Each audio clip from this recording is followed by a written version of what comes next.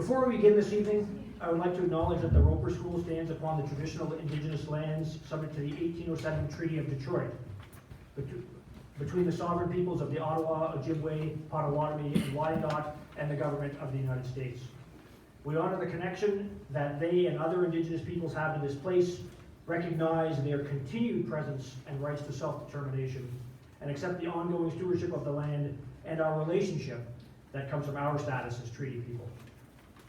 Good evening. For those I have not met, my name is Christopher Federico. I use he, him pronouns, and I'm extremely proud to be the head of school here at the Roeper School. I'd like to welcome you all to tonight's presentation, but a special welcome to our friends from Eton and those of you from outside the communities of the two schools. We are very, very grateful for all your support and your partnership. Tonight's presentation has actually been in the works for well over a year, and before I even came to Roeper, and as the result of a collaboration among faculty and staff, students and parents of both Roeper and Eton, and generous financial support from some Roeper parents. Both schools are committed to students who learn differently from the norm, whatever that may be, and differently from one another, in the context of our overall commitment to diversity in all its forms. And so we thought about ways to educate ourselves and share that commitment and continue the conversation, and Jonathan's message seemed especially compelling to both of our communities. I had the opportunity to hear Jonathan speak this morning to the middle and upper schools here at Roeper, and I was transfixed by his passion, eloquence, honesty, and sensitivity with which he both spoke and listened, and I know that you will hear the same things this evening.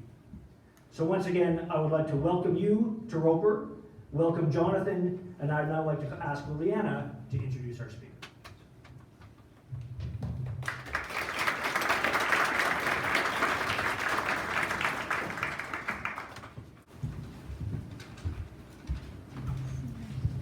Hi, my name is Liliana Schechter, and I'm a senior at the Roeper School. And it's an honor to be introducing Jonathan Mooney. First of all, I'd like to thank Pete Pullen, head of the Eton School, and Christopher Federico, head of Roeper, and Carolyn Lett, the director of Roeper DEIJ, for making this possible. So I know you guys have in the program many of Jonathan Mooney's accomplishments, so I thought instead I would share one way that he personally moved me.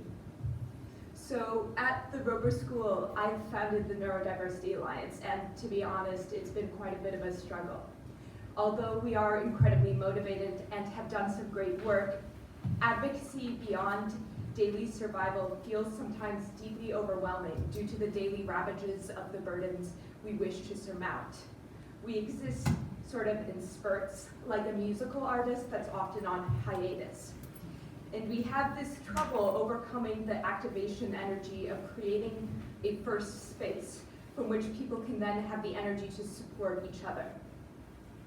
In his own writing, Jonathan Mooney talks a lot about that, about the value of a space where people can just be. But in his own life and journey, his ability to give back, even while hurting, has taught me that I can too. He has also showed me that support doesn't have to depend on the space that you're in. You can always look at someone and truly try to see them in all of their multitudes. Jonathan Mooney dropped out of school for a year in 6th grade, working with his mom's, and when asked about that in the talk this morning, he responded with what he did, working with his mom's nonprofit to help other kids, because helping can be so healing. It reminds me of what I have to remember as I get ready to leave high school. And it reminds me to keep going even when I'm at my worst. And I have, because the simple human kindness of seeing and accepting another person for who they are, all of their differences and truths can be life-changing. Mooney shows that kindness is something that we are all capable of, no matter our pain. Jonathan has dedicated his life to sharing the stories of people like me and building a better place for people like me and for everyone, whether it be through Project Eye to Eye, a national mentoring group he founded, or through his many books. I'm very excited for this speech, so please join me in welcoming Jonathan.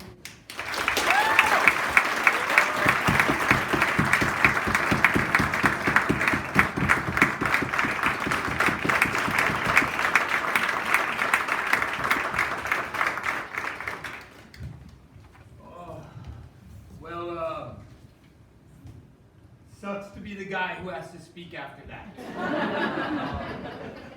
Can we give Liliana one more?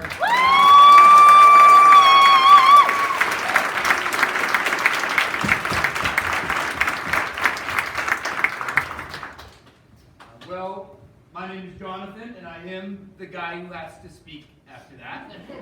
I have a few pieces of housekeeping, if you'll bear with me before I do my thing. First, I'm not going to use a microphone.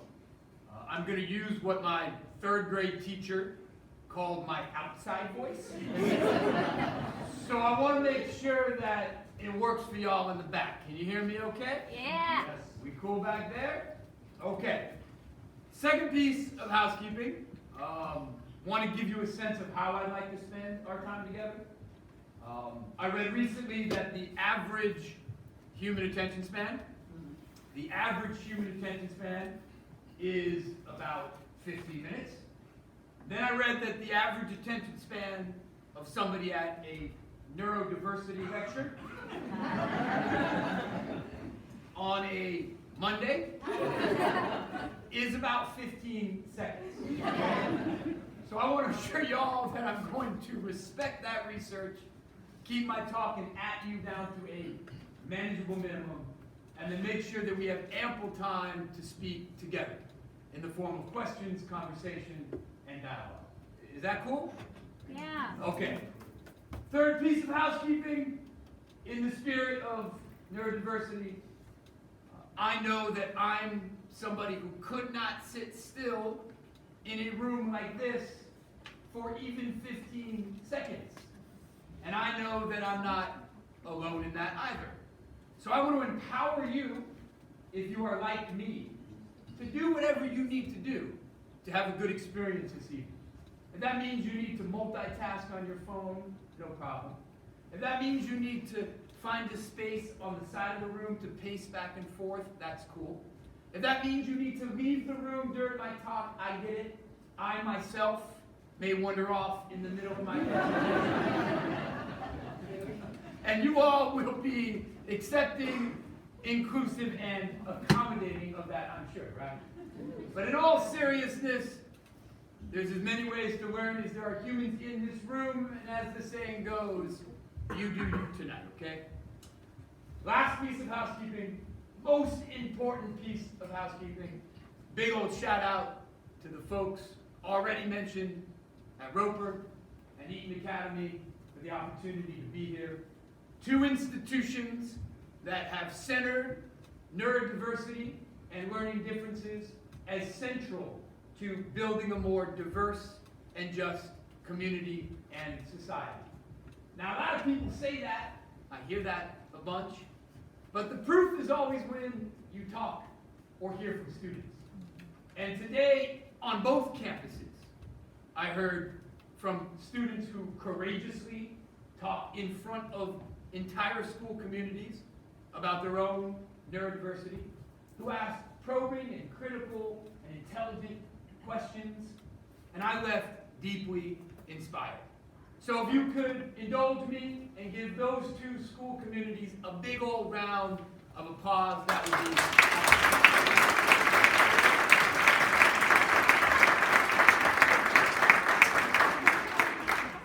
okay. With all that said and done, let's kind of get right to it. I'm here tonight with y'all to talk about how we can do better and we can do right by folks who are neurodivergent. And I'll tell you, right in, no problem. Front row. I tell you that this is a critical conversation because too many young folks who don't fit the middle of the bell curve feel less than, feel defective, and are marginalized, left out, and left behind. And we can do better. And this is also a very personal conversation for me. It's personal because I was one of those kids who learned differently and was left out and left behind. You know, I was the kid who had a really hard time sitting still in school. So as a result, I spent a lot of the school day chilling out with the janitor in the hallway, right? I was the kid who had a hard time keeping his mouth shut, always blurting things out. So I grew up on a first-name basis with Shirley, the receptionist, in the principal's office. And I was also the kid that had a terrible time with reading. And specifically, I had a torturous time reading out loud. So I spent a lot of the school day hiding in the bathroom to escape reading out loud with tears streaming down my face. I didn't learn to read until I was 12. Couldn't read until I was 12.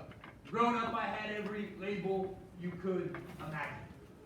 I was called the bad kid, I was called the dumb kid, I was called the lazy kid, and then eventually I became the special ed kid. I was diagnosed with a continuum of language-based learning differences, dyslexia, dysgraphia, and others when I was 9. I was diagnosed with a whole bunch of executive functioning and attentional problems, ADHD, and others when I was 10. And as you heard, I dropped out of school for a year when I was 12. That year when I left school, I struggled with a number of mental health challenges. I struggled with anxiety, I struggled with depression, and I had a plan for suicide. So you can imagine by the time I got back into school, I faced a number of low expectations. Low expectations that too often the square peg that doesn't fit the round hole faces. I heard it all, right? I was told one day by my dad that I'd probably be a high school dropout. That's what my dad said. I was told one day by a counselor that I'd probably end up unemployed, never have a job. And then I was told one day in high school by a teacher that I'd most likely end up incarcerated. So I'm here tonight, in part, to share with you how I transcended those low expectations and went on a very different journey than the one predicted. You know, opposed to being a high school dropout, as my dad thought, I became a college graduate. I graduated from Brown University with an honors degree in, of all things, English literature.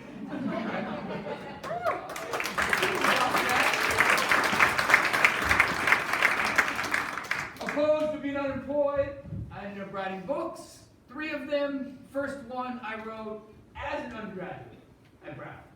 And most importantly, what I am most proud of, opposed to being an inmate, I became an advocate. My entire professional life, 23 years, trying to make the world a better place for folks who learn and live differently. So what I want to talk about tonight is what facilitated my journey of transformation, but more importantly, what I want to share with you tonight is what I know can make a difference in the life of a neurodivergent learner in your life tomorrow. Because it's not just 1 in 5 who learn differently. When we think about the continuum of human experiences, whether it be learning, attention, mood, processing, it's 5 of 5. And we can do better, and we can do right by those young folks. So what does that mean? What does that look like? Well, it looks like 3 things. I want to share these 3 things with you, then we'll open it up and we'll talk together. So doing right and doing better by the neurodivergent, first and foremost, requires us to reframe who or what we call the problem. You know, for most of human history, we have called normal good and right. And states of beings and human beings who don't fit the statistical middle of the distribution distribution curve, the average, the mean, the median, the normal, get the message that they are deficient and wrong. That's true for a whole continuum of human beings, but it's specifically true for folks with different brains and bodies. They are not just problematized, they are pathologized. They're seen through the lens of sickness, of deficit, and disorder. And they are demoralized as a result of being seen as deficient human beings. We put the problem in them. But the truth is, the problem isn't in them. The problem isn't the natural deviation from norms and averages. The problem is the way that those humans are treated in environments designed around the myth of normal. Let's use my life experience as a way to illuminate that paradigm shift of where we put the problem. Because it matters where we put the problem. Because it leads us down certain courses of action.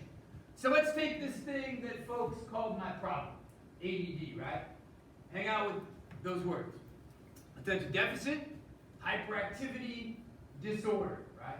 It says clearly in the Diagnostic Statistical Manual that something is wrong with my brain.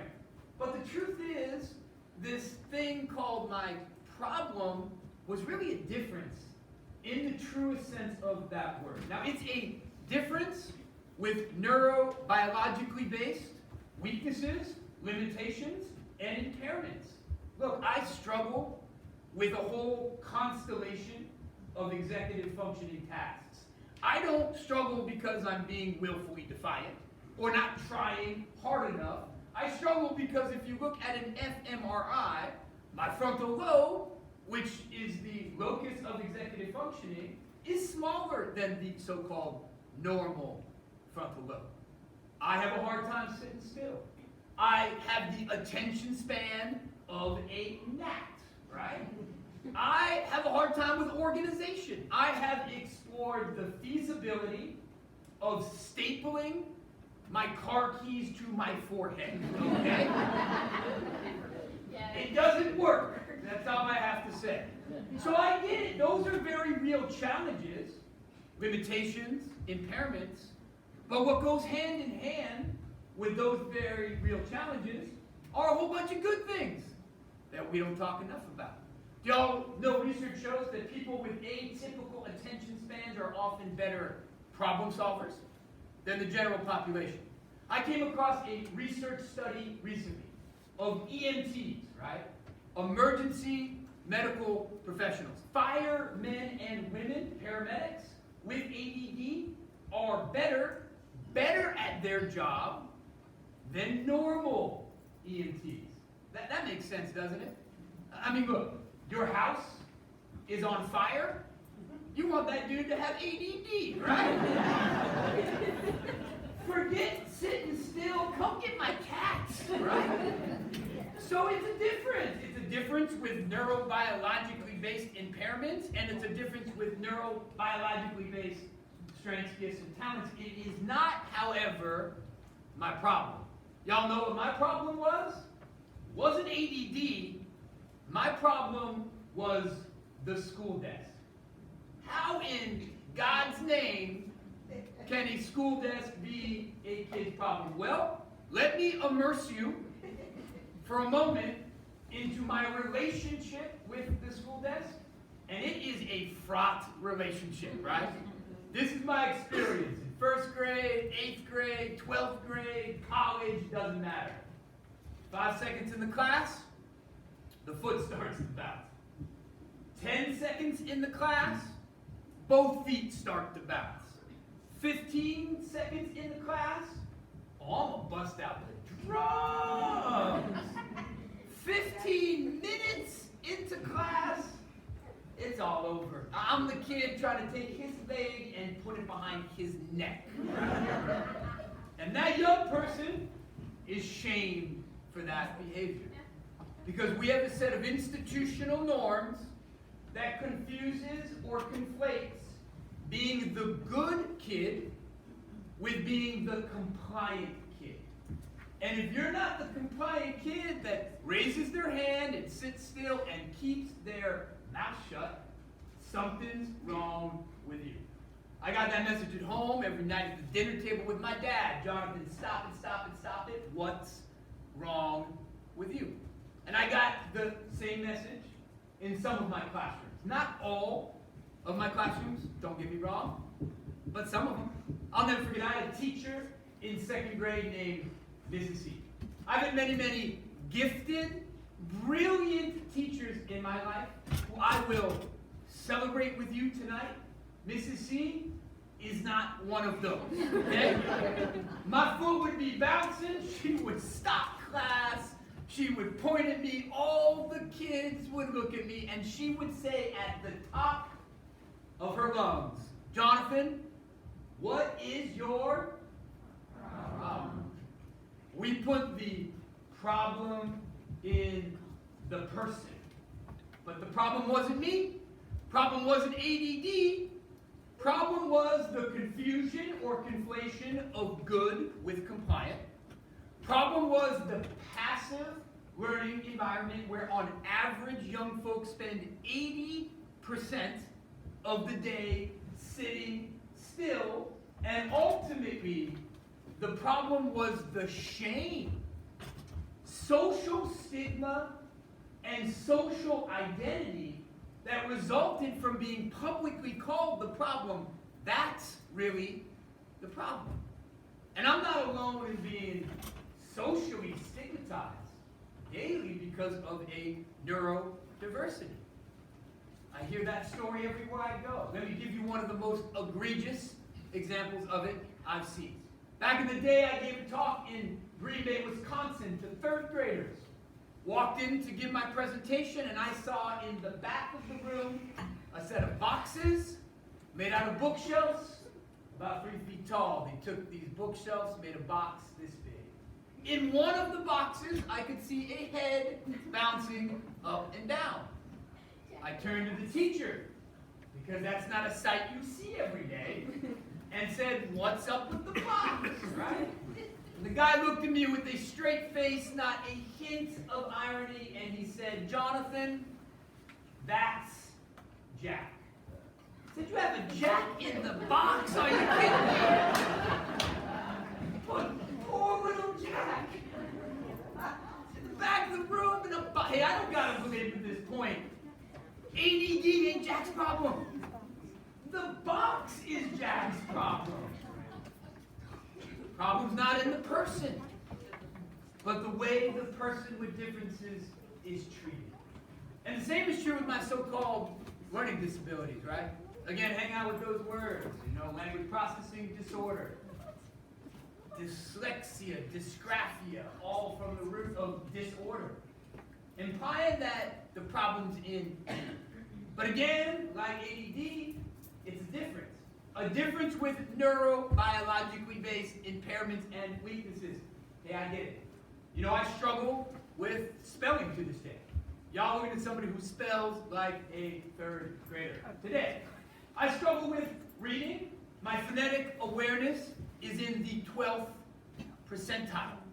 I confuse words that look alike. Who and how. Horse and house look the same to me. I swear to y'all, when I went away to college, I thought that Brown University offered a course in orgasmic chemistry. Imagine my disappointment on the first day of that class. So I did it, It's a difference with challenges, but what goes hand in hand with those challenges are some good things. Y'all have seen it. Y'all have seen the kid who can't read but can draw. You've seen the kid who can't write but can build. We know a constellation of creative capacities go hand in hand with learning differently.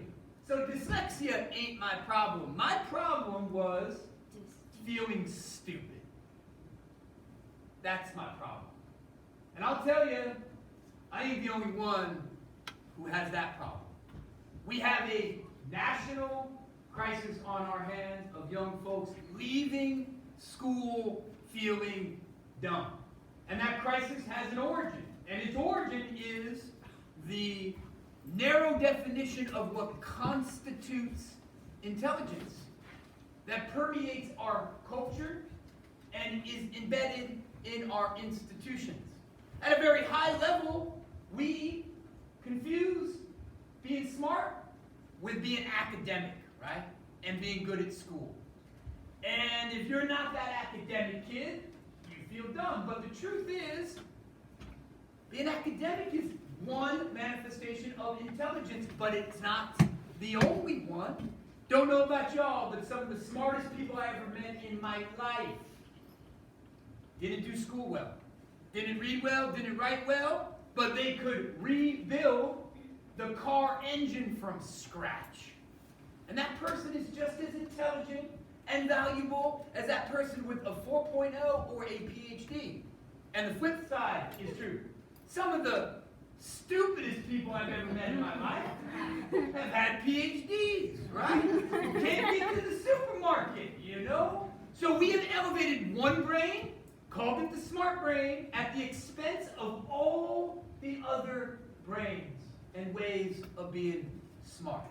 And not only have we done that broadly, culturally, but specifically in school, at a young age, we confuse reading with being smart, right?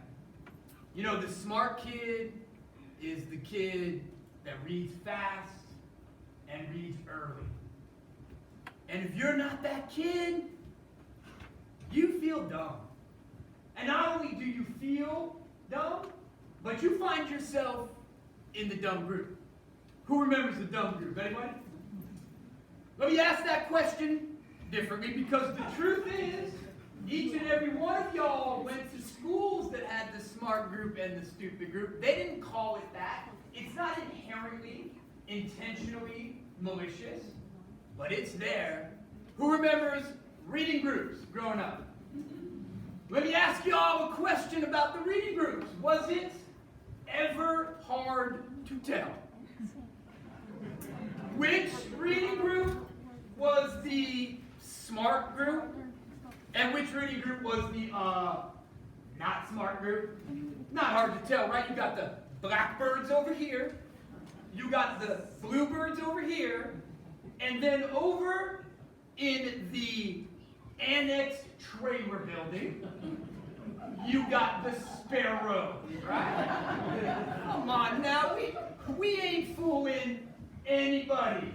Let me put it this way. When I was growing up, everybody knew that my group was the dumb group because my group was a bird that did not fly, okay? It was an ostrich and it ran quickly, you know? And I was chilling out with C-Spot Run, and everybody knew that the condors were the smart group because the condors were reading War and Peace. Okay? Not hard to tell, and the worst thing about it is not only did I know I was in the dumb group, but who else knew? Everybody. Everybody knew I was in the dumb group.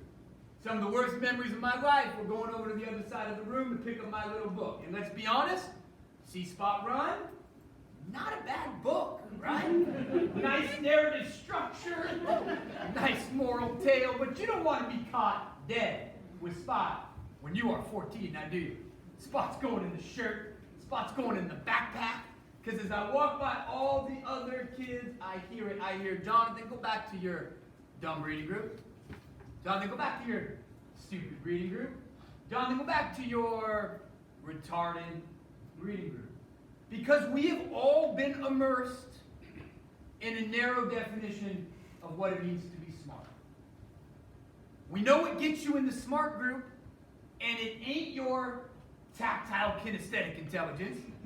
It ain't your social emotional IQ. It's not your ability to draw or talk or build or, God forbid, care for another human being. It's a narrow band of academic skills. And that narrow definition of intelligence privileges some brains over the majority of brains, and it leaves so many people out. And it wounds those people so deeply. And that narrow definition of intelligence, institutionalized in our systems, that's the problem. Not learning differently. So the problem's not in the person who deviates from the middle of the bell curve. The problem is in the interaction between the person and an environment designed for the myth that we should all learn the same. And making that paradigm shift, sharing that paradigm shift with young people, with people who have felt deficient, is liberating and healing. I had a teacher when I was in high school who said, Jonathan, they were wrong about you. You're not broken. So if you're sitting in this audience right now and you heard those messages, they were wrong about you. And if you're a mom or dad, a teacher, a therapist, a human trying to help another human, be that messenger that says they're wrong about you. Different isn't deficient. You're not the problem. And that's the first step towards change and empowerment for folks who learn and live outside the lines. But it's not the only step. The second thing I want to share with you that makes a difference flows logically from that shift. Because when we think differently about folks who learn differently, we can act differently towards them. And that acting different is the second thing I want to share with you. And in my life, it was embodied or represented, first and foremost, by my mom. So I want to tell y'all a little bit about my mom so you can see her in your mind, right? My mom, not a tall woman. On a good day, in high heels, on her tippy toes. My mom is 4'11", right? Little Irish bulldog, you know? And a lot of folks dismissed my mom, looked down on her. They looked down on her because of her background. My mother, her parents, my grandparents, Irish immigrants. Right from Ireland to copper mines in Butte, Montana, and then to San Francisco, where they cleaned rich folks' homes. That's where my mom grew up.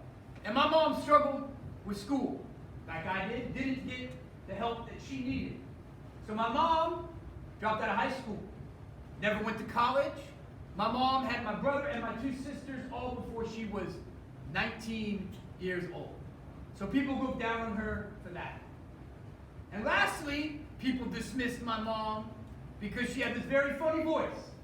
My mom has a high-pitched, squeaky voice. She totally sounds like Minnie Mouse. My mom sounds like Minnie Mouse. So people dismissed her. She wasn't tall, she wasn't wealthy, she wasn't educated, she sounded like a cartoon character, and they looked down on her. Let me tell y'all something. Folks dismissed my mom at their own peril, okay?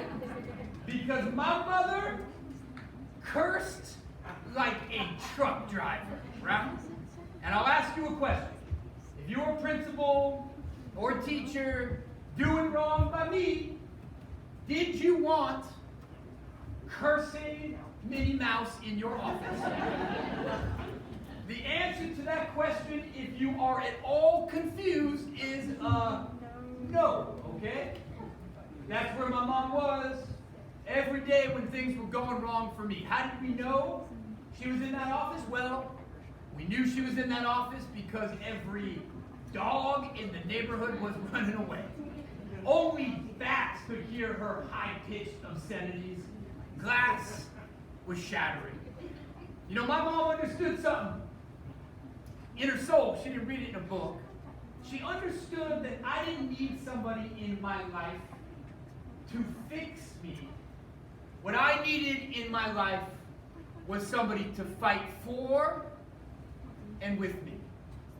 And that's a very radically different path. You know, when we put the problem in the person, when we make different, deficient, and pathologize it, it leads us down the road of trying to fix the person, to trying to make the square peg fit the round hole. And there are nefarious, notorious social experiments designed to try to fix or cure folks with neurodivergence.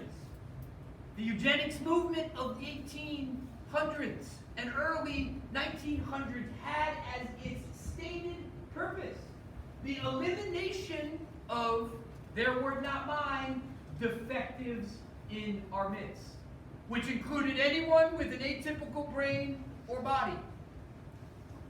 Almost the majority of states in this country had compulsory sterilization laws on the books for people determined to be defective, and the Supreme Court ruled in Buck v. Bell that the government can sterilize people against their will if they are deemed defective.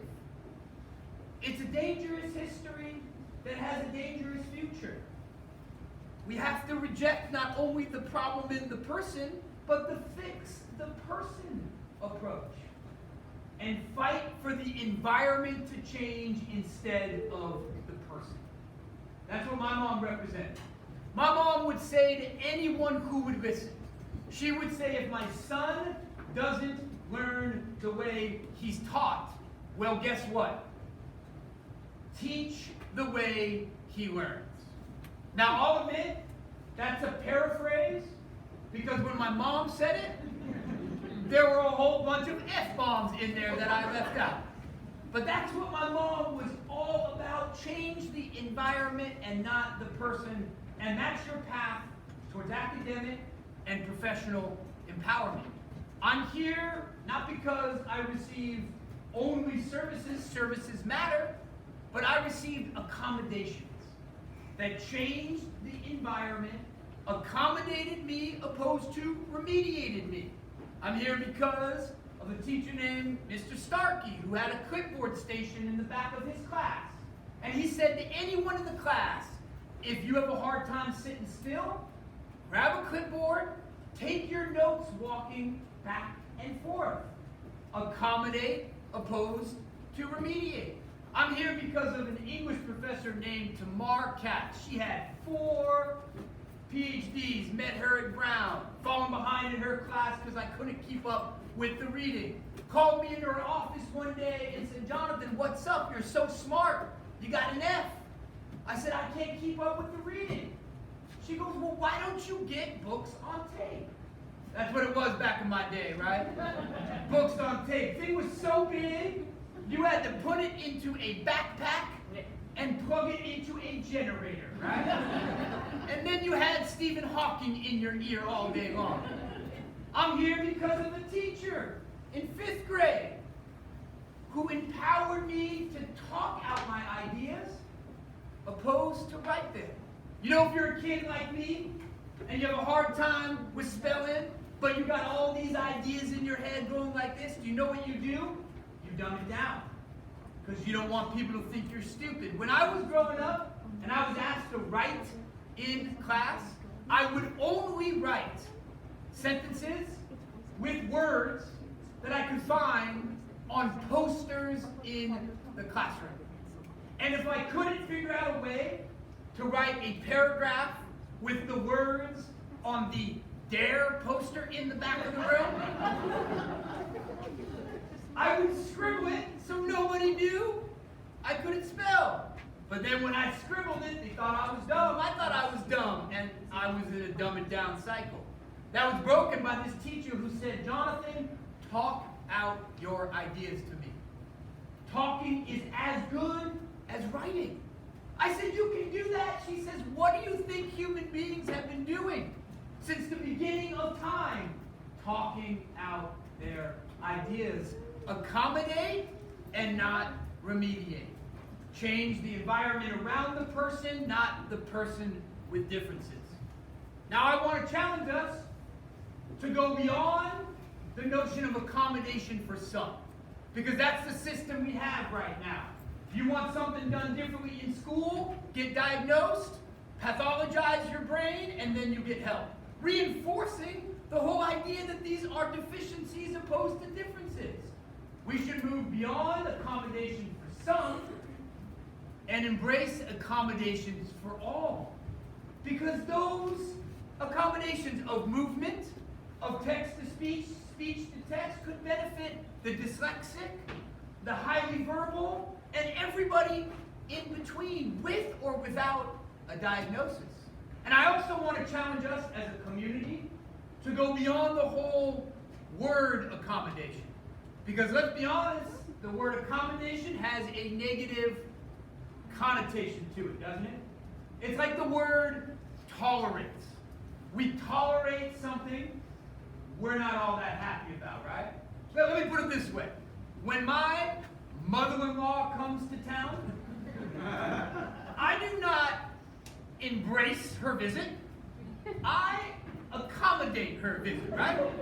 So we got to go beyond accommodation, and our North Star has to be universal design of instruction. Reimagining our spaces of learning, of community, of working, not around the myth of normal, but the reality of different. And when we start to build our spaces around universal design, we're truly activating the bold idea of making sure we have educational systems that don't just work for some, but ultimately work for all. Okay, I got one more for you, right? Third thing that I know you can do, that we can do, to help young folks who learn differently, is to challenge the deficit model that surrounds and constrains these young folks. You know, if you're that square peg, doesn't fit the round hole, you hear all about what is wrong with you. Constantly. I know I did. Jonathan can't sit still. Jonathan can't spell. Jonathan can't read. Jonathan can't focus. Jonathan can't. A deficit model that's embedded in our language and institutionalized in some processes and procedures. I don't know if any of y'all know what an IEP is. Individualized Education Plan. Gotta be real about that thing. NSA, KGB got nothing on the IEP, okay? They've been doing deep intel on me my whole life, flying unmanned drone missions over my house, and it ain't good news in that file. Research shows, whether it be the IEP, 504 plan, neuropsych, response intervention plan, and everything in between, for every one strength that's mentioned about a divergent learner, there's upwards of 25 weaknesses, deficits, and disorders. Imagine that being your life. Imagine hearing all about what is wrong and never what is right. That has to be challenged. We got to flip that script. I know the power of that in my own life. You know, I wouldn't be here if it wasn't for a teacher named Mr. R, third grade teacher. This man had a ferocious commitment to the idea that every single human being had something right with them. And he saw his job to be all about finding the good in students. So he would ask every kid, not just me, every day, hey, what are you good at? What do you like? What do you love? What's your talents? And he would ask me that question, and because I was over in IEP land, my response to him would be, Mr. R, I ain't good at anything, right? Nothing. But the thing about this man is he never gave up. And one day he came to me, and he said, Jonathan, they're wrong about you. You're wrong about yourself. You are so good at telling stories. Now, sometimes they're inappropriate stories you tell, but I don't care. You are so good at telling stories that you could be a writer. I was 9 years old. Nobody had ever said anything like that to me before in my life. I looked at Mr. R. I said, Mr. R, a writer? You really think that I could be a writer? Are you out of your goddamn mind? I can't spell, man. And the guy looked right at me, and he said, Jonathan, in my class, screw spelling. Screw spelling that, yeah! You should have seen me just jump out of my body because for the first time, somebody said, forget what you can't do and define yourself by what you can do. And that's my challenge to y'all. My challenge to you is to be a Mr., a Mrs., a Ms., whatever, Mr. R in the life of a young person. To find the good in every single young person that you encounter. Because it's there. The research is clear. The research is clear that a whole constellation of strengths that are valuable to our world, from problem solving, creativity, empathy, emotional intelligence, go hand in hand with divergent learning. So find the good in every single kid. But my other challenge for y'all is to make time to cultivate the good in every single kid. Because I'll be real with y'all, sometimes we're really good at talking and not doing it, right? You know, when I was a kid, folks were really good at talking about how we were all different, you know? Oh, we're all different. We're all special snowflakes. And then the bell would ring, and it would be, now sit your special snowflake ass down and do what I say you should do, right? We don't make time in kids' day. If you're a young person like me and you look at time allocation, most of the time is spent on remediating weakness, opposed to building strength. You know, my mom rejected that in my life. You know, when I was a kid, most of my time was spent focusing on remediating my spelling, right? You know, every Friday when I was a kid was spelling test day. What a wonderful way to end the week, right? And every day leading up to spelling test day was Fix Jonathan's spelling day. So on Monday, we would do flashcards to get the words in. On Tuesday, we would draw the words in the sand. On Wednesday, we would build the words with blocks. On Thursday, we would do interpretive dance to get the words in. And what happened every Friday? I failed that test every Friday. Not this one Friday, though, never forget. I come down to the breakfast table. Usually me and my mom would do some more phonics with the Pop-Tarts, right? Not that morning. I said, hey, Mom, what's up? My mom said, Jonathan, today we are ditching school and going to the zoo. And every Friday, because the school would not capitulate or accommodate around spelling, me and my mom did what she called get good at something day. Things I cared about, she invested in. I loved animals, we went to the zoo. I liked building things, so we visited construction sites and talked to the workers. I was getting in trouble in school for making jokes. So Mom took me to improv class and I got applause instead. My mom put her time where her rhetoric was and invested in building things I was good at. And it made all the difference. You know, when my first book came out, the USA Today did this huge article on it, and the reporter said, hey, Jonathan, give us an inspiring message for the young people of America about how you made it to Brown University. And I said, well, ditch school, because we ain't doing get good at something day school. We're doing fix what's wrong with you. So find the good and dedicate time to cultivating and nurturing it. Because the truth is, successful human beings, they don't get good at everything. They get good at something. What do they do about the things they're not so good at? Well, they mitigate weakness with teams, technology, and help. And they build a life on strength. That's my life. Mr. R was right. I'm good at telling stories. I spell at a 3rd grade level. How did I do that? Well, guess what? I married my spell checker. It's called strategic mating, and if you haven't tried it, y'all should try it, okay? Successful human beings don't remediate what's wrong with them. They discover and they scale what's right. And every single human being deserves that in their education. Okay, I want to conclude. And in concluding, I want to come back to what doing right by neurodivergent learners, what this movement is all about. And it's all about challenging this idea of normal as a design principle for our society and as a measure of human worth and human value.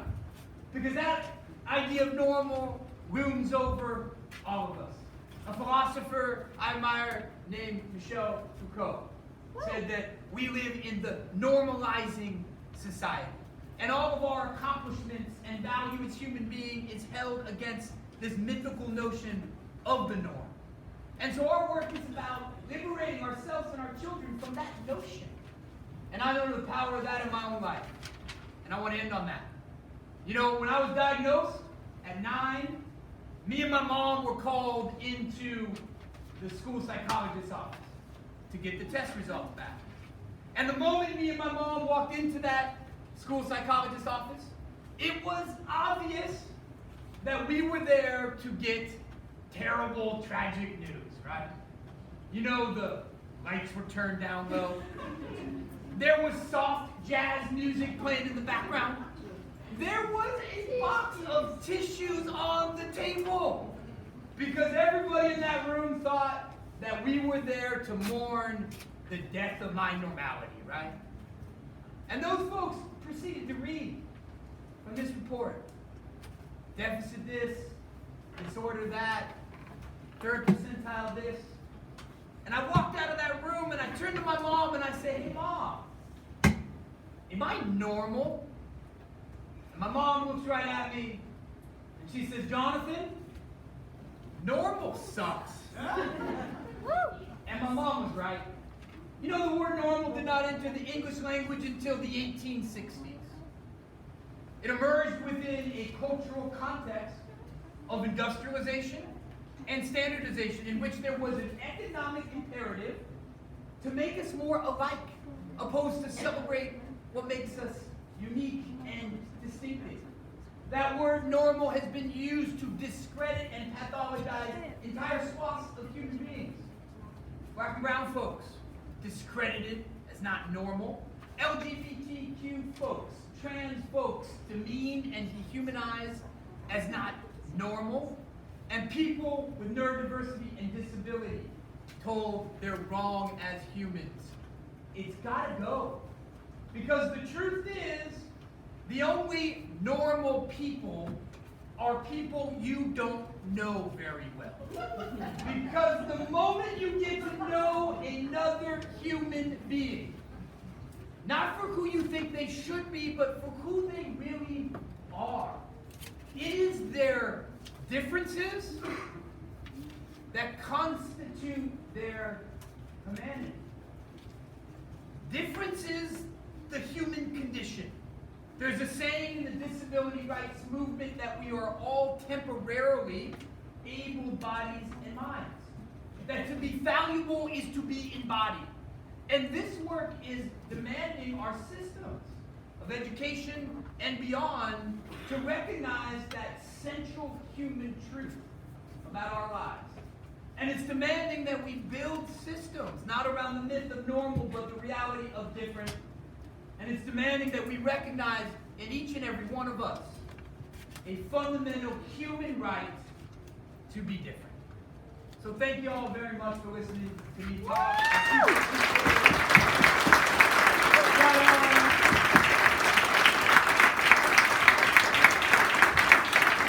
Okay. Somebody tell me why it is snowing outside. Welcome to Michigan. What's going on? Oh my Lord. We got some time. We got some time for some questions and conversation. I want to recognize, before I open it up, that y'all are living busy lives, and I so appreciate and am grateful that you took the time out of those lives to be here tonight and talk about this important issue. If you need to move on in your night, I totally get it. I won't be offended. Feel free to exit at any point. because I know a lot of folks got things at home, kids to put together, dinner to make, all that stuff. So if you need to go, I'm going to give my email address out now. So if you want to ask a question but you don't have time for it, let me tell you how you can continue the dialogue. 2 ways. You can come find me on the social stuff. I'll give you that. And then you can find me on email. I'll give you that too. So the social media platform business, it's all the same handle. It's the Jonathan Mooney. So it's the word the and my name. The Jonathan Mooney. You can send me a direct message on Insta, Twitter, Facebook, etc. The Jonathan Mooney. Or you can go old school and you can hit me an email, which I prefer, and it's my name. So it's all one word. It's Jonathan Mooney, which is JONATHANMOONEY,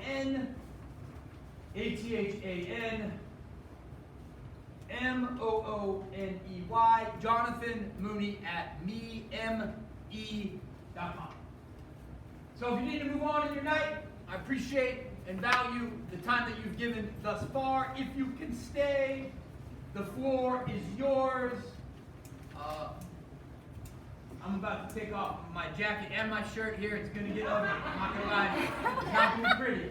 I understand if you need to take a break because the heater turned on, no problem. So with that said, the floor is yours. Nothing's off limits. Questions, comments, thoughts. Who is going to go first? It's always the hardest one. Right up front. Thank you for talking about your mom. Yeah. As a mom of 2 neurodivergent kids. But today your mom would be called a helicopter parent. Yeah. That you aren't being given the opportunity to advocate for yourself, that you aren't being given the opportunity to develop grit, that we can't just believe where your limits are because you don't know. So we have to push you. And as parents, if we don't, then we're really stealing your ability to evolve as a human. Yeah. Well parodied and channeled. Your name? I'm Carmen. Carmen. I've heard it a few times. I have myself as a parent. So Carmen, I'll reiterate everyone's question. I know it can be a big room. Said, my mom, advocate. I encourage others to be advocates for their students and children. And not always, but often, that can be sort of reflected back as helicopter parenting, not facilitating grit, trial and error, and not cultivating self-advocacy behavior. So I have a couple thoughts to that. I find it to be deeply ironic and then very problematic when we design systems that ensure that a good swath of students are going to fail and then call their failure a grit building opportunity. I think that is wrong. Anyone that knows anything about the work of resiliency knows that resiliency is cultivated in partnership with multiple different support systems. And that being truly resilient is not about being this independent agent, but it's about being interdependent with multiple different resources that allow you to persevere. And so if we want to really talk about the science of resiliency, let's talk about it. And let's talk about how having parents in a child's corner is a key marker of resiliency, of having multiple support systems is a key approach to building resiliency. So in some ways, my response to that is I welcome a conversation about resiliency that's really science and research based and not just rhetorical cover for wanting to do the same thing over and over again. So that's step one. Step two, and here I do believe this deeply, all of our aspirations is to have a student that has agency and efficacy in their life, right? And has the ability to self-advocate. I don't know any parent that isn't driving towards that ultimate goal. And so with that said, we should be developing and co-creating a plan for self-efficacy and self-advocacy. And that plan should be like any other plan that we have to develop skill sets, right? You know, we want to develop mathematical skills, we do X. We want to develop literacy skills, we do Y. Well, if we want to develop advocacy skills and agency skills, what's our plan? And it is reasonable for that plan to be co-created with educators, administration, and to have mutually agreed upon moments of handoff, where the student is in charge of this piece, right? With the appropriate scaffolding and strategy and practice behind it. But too often, what I see is, oh, your kid should be a self-advocate. Your kid should come to school tomorrow, disclose their neurodivergence, know exactly what they need, and have the ability to ask for it from an adult. That's not a reasonable expectation. You know? So what is reasonable is to embark on a self-efficacy and advocacy curriculum. I have access and resources for you if you are interested in what that looks like. And that curriculum is about creating places for students to practice the skill, reflect on the skill, fail, and do it again, like any other curriculum would be. But what I want you to leave with tonight, and the reason that curriculum is so important, and if it's not happening at school, why it's so important for you as a parent to both be the advocate and cultivate advocacy simultaneously, is, according to numerous longitudinal studies, the single most predictive skill set for neurodivergent life success. And when I say life success, I'm not talking about a fancy school. I'm talking about have meaningful work. I'm talking about being in meaningful community, being healthy and thriving. The most predictive skill set is self-advocacy behavior, period. All the longitudinal studies will show you a kid might struggle with reading, writing, executive functioning, but if they can advocate for themselves, then they're on the right path. And that comes from having somebody advocate for, and then cultivating and withdrawing. So that should be the arc of what you're trying to advance. So I appreciate the question. Right on. What else we got?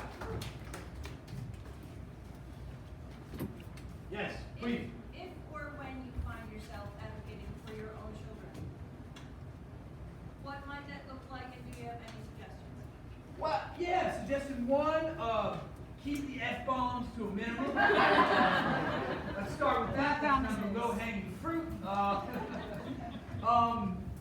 In all seriousness, here's how I roll with this. I try to approach it. Number one, assume that the individual that you're trying to partner with, the teacher, whoever that may be, if there's areas of disagreement, if there's areas of friction, that those areas emerge from ignorance and not malice. And that's a really important thing. You know, it's hard to hold on to the fact that, you know, teachers don't get a lot of support in this in their own education. You know, I did a survey of graduate programs, teacher credential programs as a research study, and almost 90% of them had no instruction on neurodivergence unless they were a special educator specific credential. So let's remember that, right? The other thing I would hold on to is, as we're trying to build knowledge, people learn best not from facts but from stories. And the more that we can have conversations about not abstract labels, executive functioning, things like that, but how we can have really specific anecdotal conversations about real people. And in this case, about your child. That builds empathy, and it humanizes this issue. Third thing I would do is, just like I want the teachers in my children's life to come at me first with what is working. Hey, your son Leo is really good at this. I also have an ethical obligation to come at teachers the same way. To say, you know what, I think you're doing a rad job over here. This is really working. You know, to celebrate their strengths as an educator. Because they have something right with them, just like I want people to see what's right with my kid, they need to be seen for that too. Next thing I would say, try to come to the table with some very specific, low-hanging fruit, do difference. You know, because it is overwhelming, you know? You're an educator, you didn't have education on this issue, and now you feel bad because you don't know what to do, and that's a recipe to shutting down.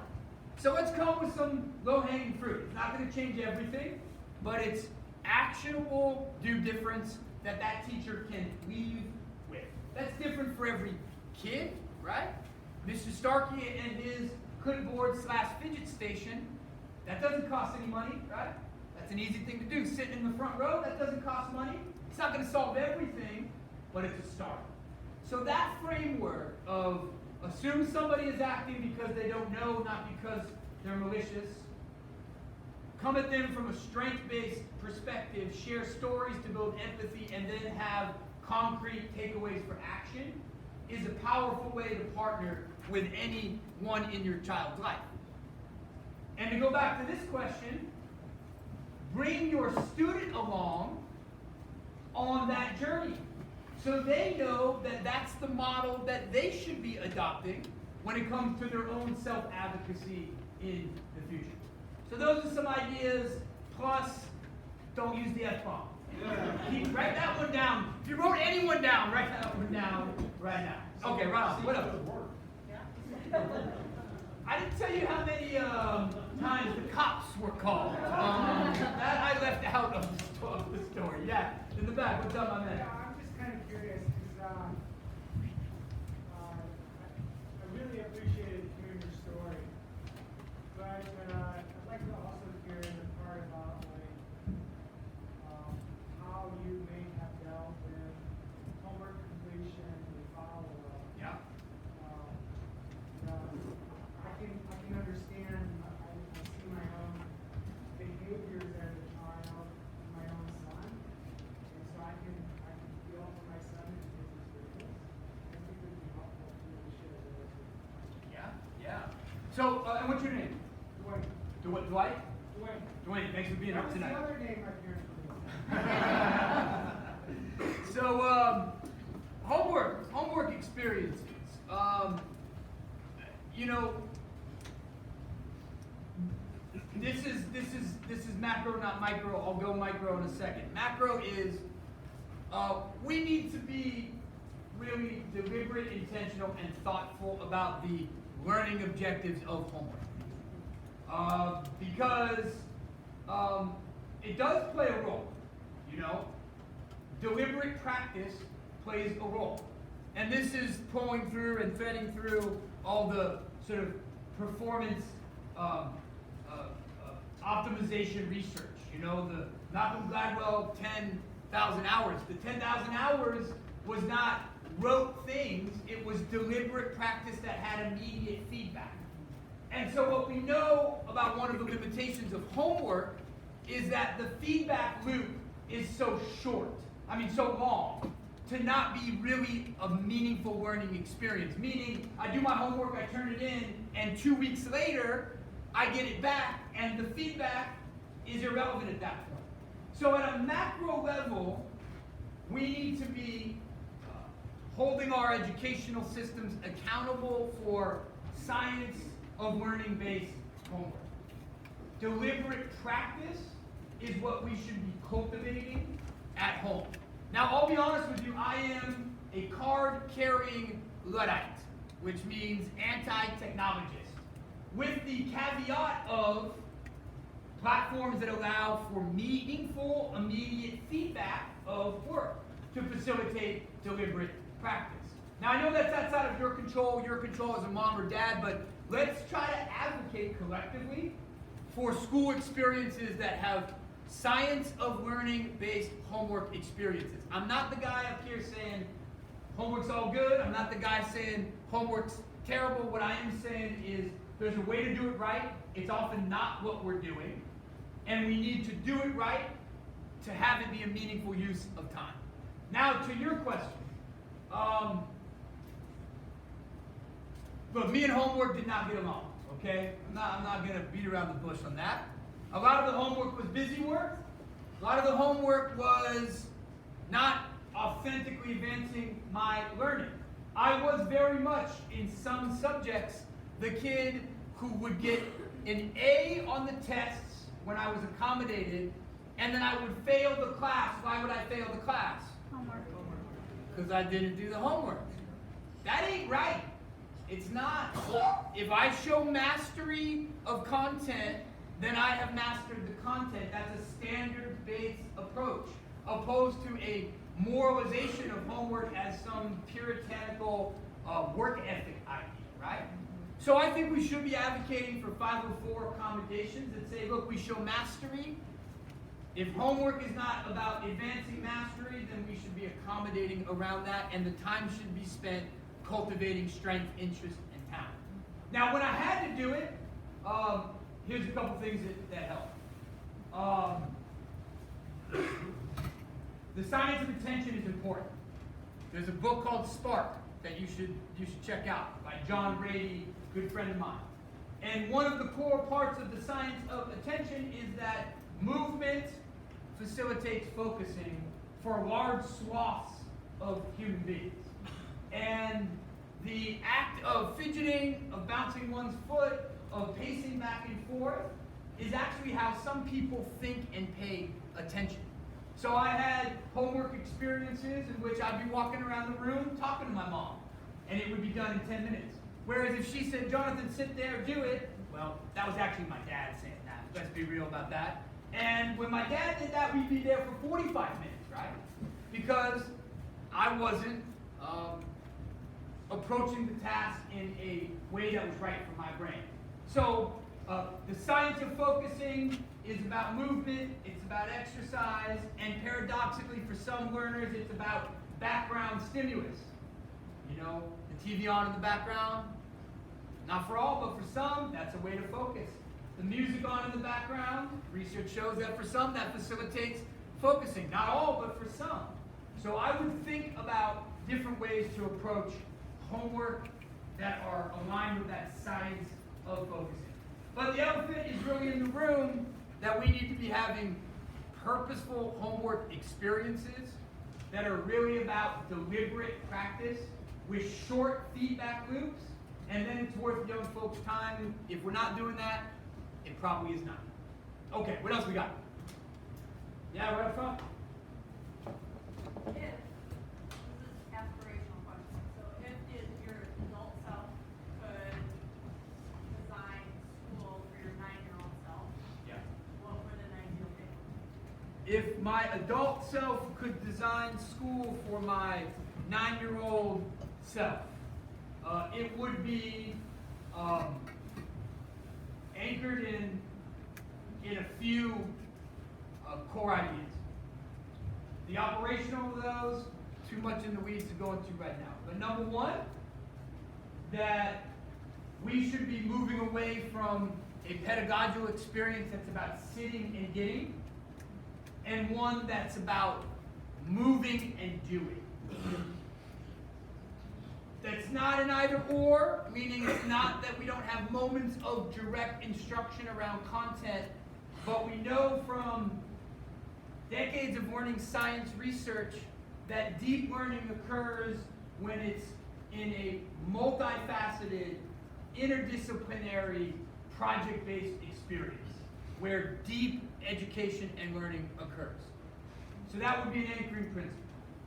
Second, it would be about exposing young folks without penalizing experimentation in different disciplines. Because one of the problems we have right now is we do want everyone to be a generalist.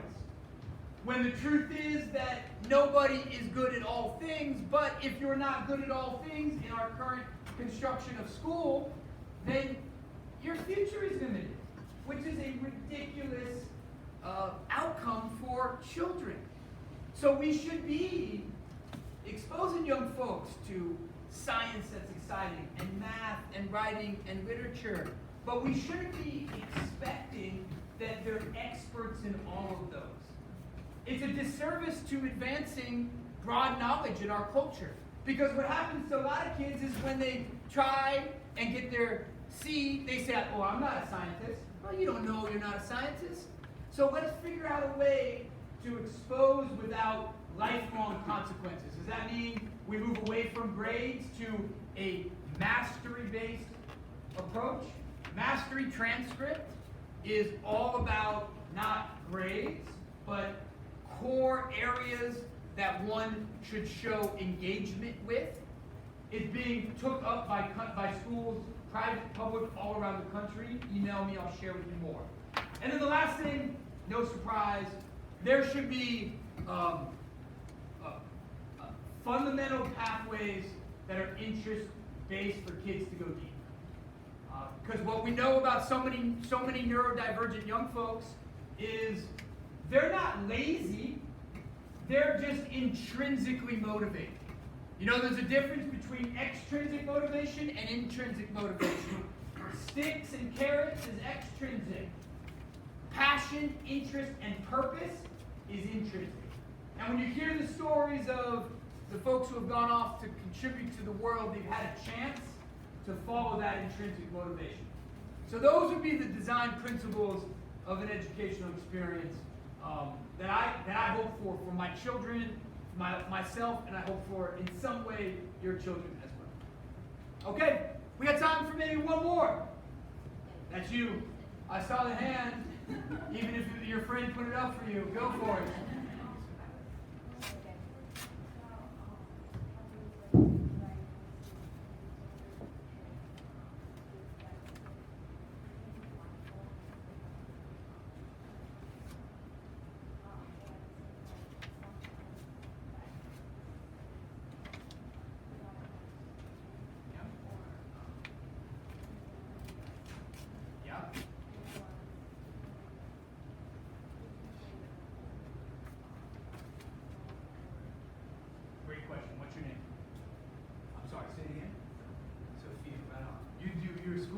You go to school at one of these places? Which one? Oh, wow. And what grade are you in? You're a senior. What's next for you? Awesome. And where? Well of Chicago. That's a rad place. Now I'm going to ask the harder question. Where one is going to college is the easy question. The harder question is why?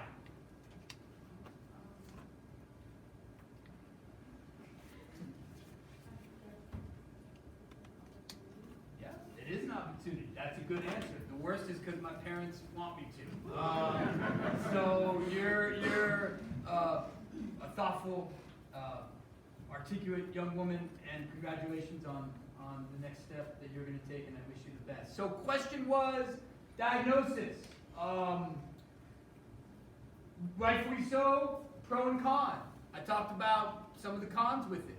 You know, it's deficit-oriented language. And it can trap somebody in or lock somebody into a narrative about themselves that isn't that positive. But as was rightfully noted, there's a positive part of it, which is self-understanding of oneself and a way to connect through common language with a community and mitigate isolation. You know, I started a mentoring program in my dorm room in college called Eye to Eye that brought together Brown University, RISD students who identified as learning differently with multiple diagnoses and children with those diagnoses. And they built community. Hard to do if we don't have words for this, right? That's a really good point. So here's how I think about this. I think about it as a progression that one can go through in one's life, and each stage is beneficial in and of itself. You know, it's better. It's better to think of yourself as dyslexic or ADD than stupid, crazy, lazy. That's better. That's progress. And the folks who advanced that professionally, that was progress. But the next part of that conversation is to have a more holistic presentation of what information we're really getting about people's brains. And when I say holistic, I'm not about shying away from the challenges. I shared my challenges with you. Those are real. They're not made up. It's not lazy kids. But the other side of the coin, or the next chapter of that story, is all the good stuff, which often isn't shared, right?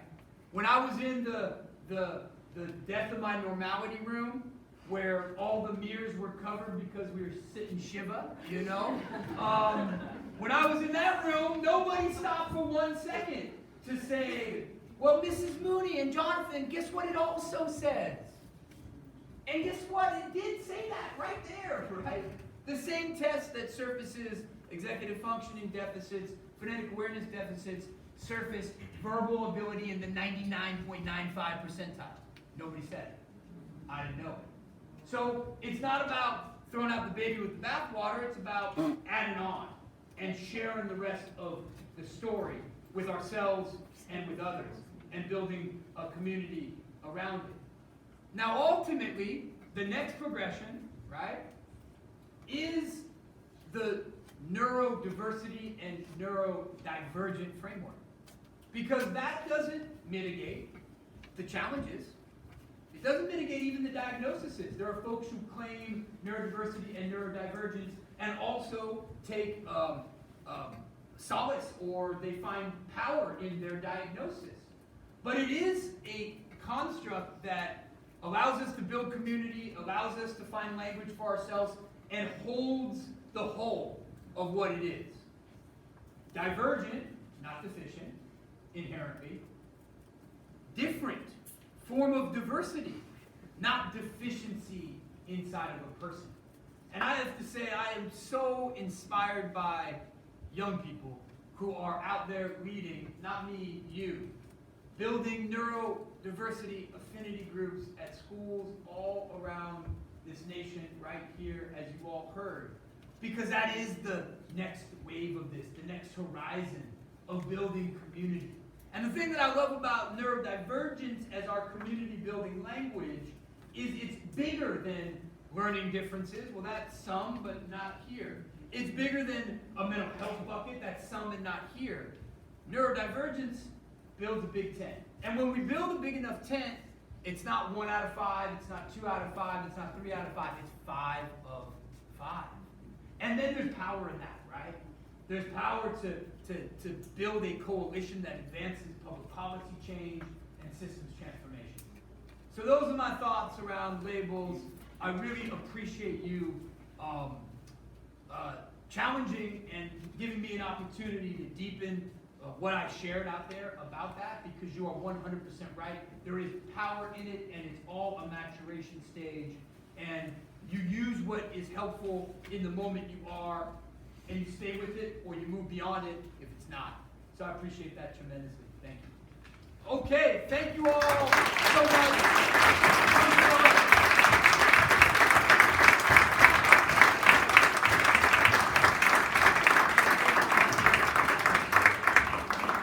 Oh, you come back up. Right on. Just real quick, my voice is not nearly as strong as Jonathan, so I'm going to use this mic. My name is Pete Pullen. I'm the head of school at Eton Academy. And I just wanted to come down first to thank Jonathan for coming and being part of our two schools community. And actually, before thanking you, we're going to thank your mom. For making it possible for you to have the strength and confidence to become the storyteller, the advocate, and that person who can come into a room, connect, and make a connection with every single person, and each person that walks out of here embraces their own story because of yours. That's a gift, and we can't thank you enough for doing that.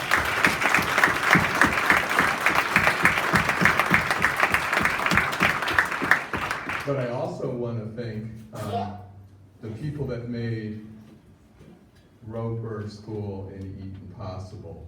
All those people that came before us today, that made it possible for us to come so easily together and have a shared idea and thought about how students can become everything they can be because of how they are, just as they are. Their differences makes everybody in this room, their families, their teachers, their head of school, exactly who they're supposed to be.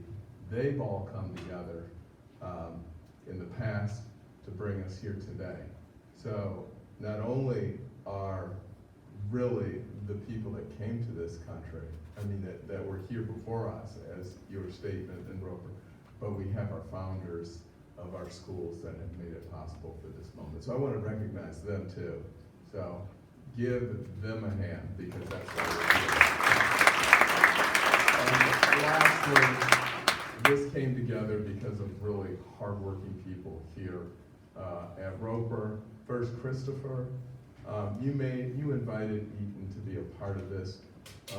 We didn't really have this on our radar, and you made it possible for us to be a part of it, so thank you very much. And of course, all the people that really made this happen, and it wasn't you, it's really the people in this room that work at Roeper School, that believe in its mission, that keeps it going, your faculty and staff, and your families. Let's give them a hand. And lastly, the whole reason we're here is because of students.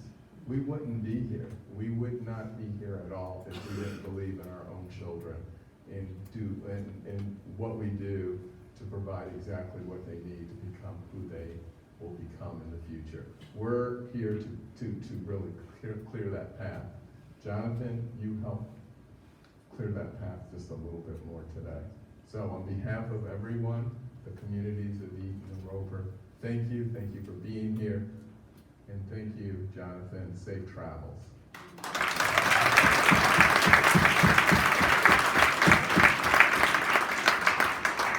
And I believe that brings closure to our evening. Drive carefully. It's a little warm in here, so you probably are excited about getting out.